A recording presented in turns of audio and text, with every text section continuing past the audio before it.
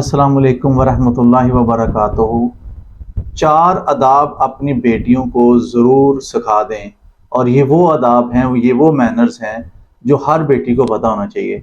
आज की जो डिस्कस है ये सिर्फ बेटियों के बारे में है और याद रखें कि अगर आप अपनी बेटियों को ये मैनर्स सिखा देंगे तो आपकी जो बेटियां हैं वो वेल मैनर्ड जब होंगी तो कोई बंदा भी जब उनसे कोई बात करेगा तो वो सोचेगा कि मैं किससे बात कर रहा हूँ, क्योंकि वेल मैनर्ड बच्चियों की हर जगह पे रिस्पेक्ट की जाती है। और अगर बच्चियों को ये मैनर आते ही नहीं है तो उन्हें हर जगह पे डिग्रेड किया जाएगा। जब वो अपने घर अगले घर जाएंगी तो डेफिनेटली वहां पर भी उनकी रिस्पेक्ट नहीं की जाएगी। तो वो 4 ये चीजें कौन सी हैं? फर्स्टली जो आज मैं डिस्कस करने जा रहा हूँ वो है गेस्ट जब घर में आते तो हम उन्हें कैसे ट्रीट करेंगे। घर में जब गेस्ट आ जाते हैं तो अक्सर देखा गया है कि बच्चियां अपने कमरों से बाहर नहीं निकलती, मतलब कि वो अब गेस्ट बैठे हैं, साथ आप बैठ गई हैं या उसके बच्चियों के पापा बैठ गए हैं, तो लेकिन जो बच्चियां हैं वो बड़ी मतलब कि अपने आप को शर्म महसूस करती है कि हमने गेस्ट से नहीं मिलना, और वो इसी शर्म में जब वो अंदर बैठी रहती हैं तो ये चीज बिल्कुल मैनर्स के खिलाफ है।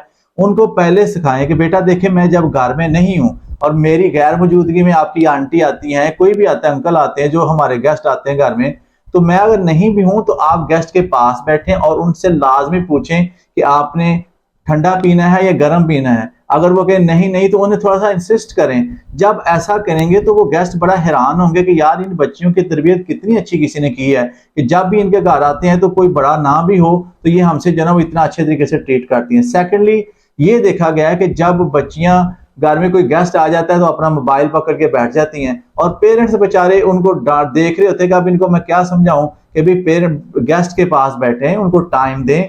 गेस्ट के पास अगर आप बैठ के टीवी देखना शुरू कर देते हैं आपके बच्चे, या जना वो मोबाइल के ऊपर जना वो वर्किंग कोई भी कर रहे हैं, चाहे वो कोई भी जितना मर्जी जरूरी काम है, ये बिल्कुल मैनर्स के खिलाफ है।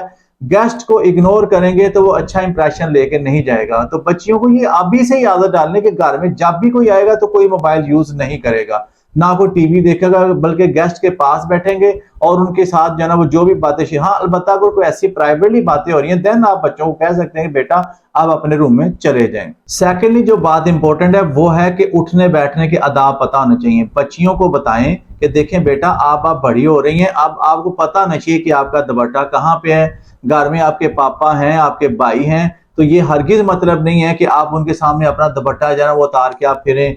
तो लिहाजा आपने देखना है कि आपका दुपट्टा कहाँ पे है, शर्ट कहाँ पे है, कहीं वो ऐसा तो नहीं मसला हो रहा कि जिससे जनाब वो बेपर्दगी हो रही है। तो ये चीजें आपने बच्चियों के ज़हन में अभी से ये डाल देनी है कि ताकि इन्हें पता होना चाहिए कि भाई मैं अब बड़ी जब हो रही हूँ वक्त के साथ साथ तो मुझे उठने बैठने का भी पता होना चाहिए। अब कुछ बच्चियां ऐसी होती हैं वो टांगे फैला के बैठी होती हैं, उन्हें पता ही नहीं है कि मैं किस तरीके, और अचानक अगर वो घर में गेस्ट आ जाए तो वो बड़ा इल फील होता है कि यार ये इन्हें पता ही नहीं, किसी ने सिखाया ही नहीं, मैनर्स ही नहीं है कैसे बैठना है। और यही बच्चियां जब दूसरे घरों में जाती हैं तो लोग बातें करते हैं कि इसकी माँ ने तो कोई तरबियत ही नहीं की इन बच्चियों की। तीसरी बात यह है कि बच्चियों को गुफ्तगू के आदाब सिखाएं। अब पहले पहले ऐसा होता था कि बॉयज के बारे में देखने में आता था कि वो ऐसी लैंग्वेज, र्यूड लैंग्वेज यूज करते हैं या ऐसी लैंग्वेज जो मैं आपको बयान नहीं कर सकता, लेकिन अब गर्ल्स भी आपस में जब दो फ्रेंड्स आपस में बातें कर रही होती हैं तो उनकी लैंग्वेज बात का देखने को मिलती है। तो यकीन करें कि मुझे तो बिल्कुल यकीन नहीं आता कि भाई ये दो बच्चियां आपस में बातें कर रही हैं। तो याद रखें कि अपने बच्चियों को गुफ्तगू करने के बारे में जरूर बताएं कि देखें बेटा आपकी लैंग्वेज कभी भी जना वो अखलाकियात से नीचे नहीं गिरनी चाहिए।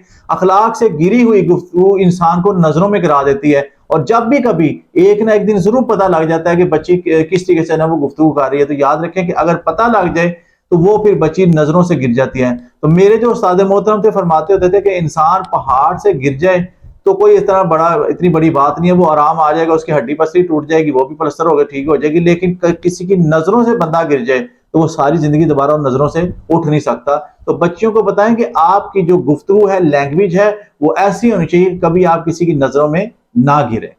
और चौथी बात जो कि बहुत इंपॉर्टेंट है, बच्चियों को आपने ये जरूर बताना है कि वक्त के साथ साथ वो रिलेशन जो पहले जैसे फुप्पा है, खालू है, तो वो जब बच्ची छोटी होती है डेफिनेटली बाहर बंदा उसको प्यार करता है। तो बच्चियों को ये बताएं कि बेटा जैसे जैसे आप बड़ी हो रही हैं तो आप उनके किसी के भी जो आपके मतलब जो क्लोज रिलेटिव्स हैं उनकी बच्चों को गोद में बैठने की से मना करें कि ऐसा नहीं होना चाहिए, क्योंकि ये चीज है ना। और दूसरा उनको ये भी बताएं कि आपकी बॉडी किसी को टच नहीं होनी चाहिए। अगर इन बातों का बच्चियों को इल्म होगा तो बहुत सी ऐसी बातें हैं जिनसे हम जो ना वो बच जाएंगे, हमारी बच्चियां बचेंगी। याद रखें कि जो कसूर में वाकया हो गया था ज़ैनब वाला, उसमें भी जो बंदा मुलव्वस था ना, वो उनका उसके घर में आना जाना था और वो बहुत ज्यादा अटैच था बच्ची के साथ। तो जब भी कभी ऐसा मिसहैप होता है तो उसमें ऐसे बंदे ही शामिल होते हैं जिसका बहुत ज्यादा क्लोज है ना रिलेशन होता है। तो डेफिनेटली मेरा ख्याल है कि चंद एक बातें हैं जो कि बच्चियों को जरूर पता होनी चाहिए, अर्ली एज में ही उनकी तरबियत में ये चीज शामिल कर दें, ताकि वो कभी भी आने वाले वक्त में अल्लाह ना करे कि ऐसा कोई मिसहैप हो किसी भी बच्ची के साथ। अल्लाह ताला सारी बच्चियों की इज्जतों की हिफाजत फरमाए। अपनी दुआ में याद रखिएगा। अस्सलाम वालेकुम वरहमतुल्लाहि वबरकातुहू।